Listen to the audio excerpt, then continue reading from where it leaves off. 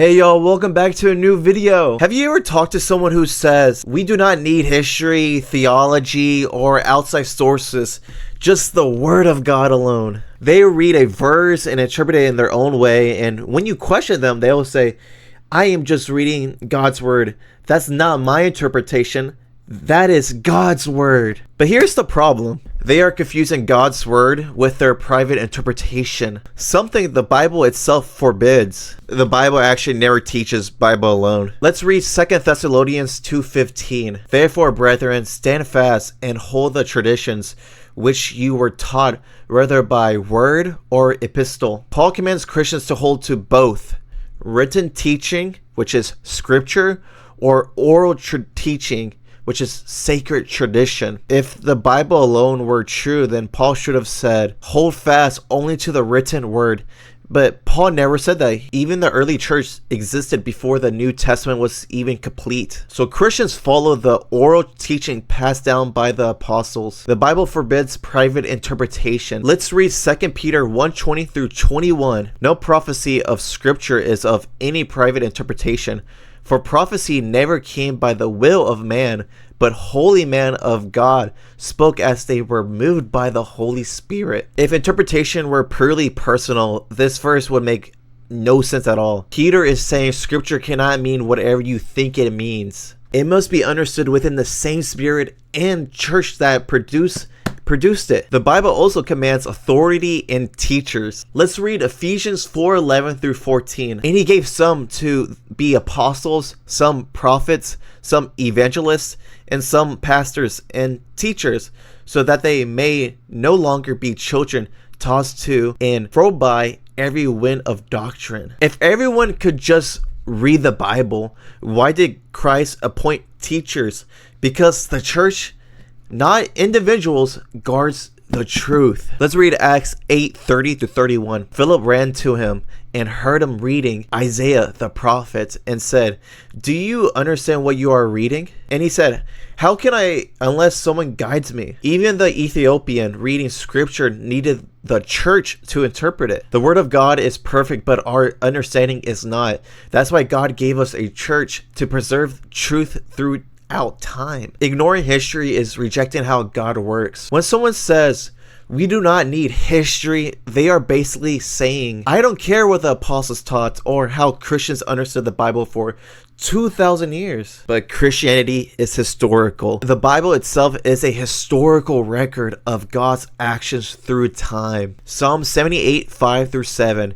He established a testimony in Jacob that the next generation might know and not forget the works of God. If God commanded Israel to remember history, why would Christians ignore 2,000 years of his church? Just me and my Bible actually leads to chaos. There are over 30,000 denominations, majority of them in non-denominational churches teaching different types of doctrine, all claiming to follow the word of God alone.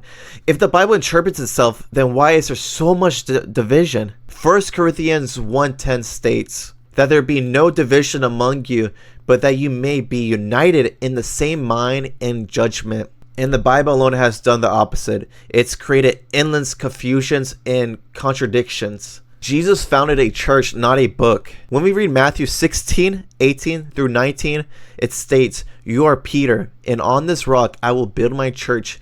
I will give you the keys of the kingdom of heaven.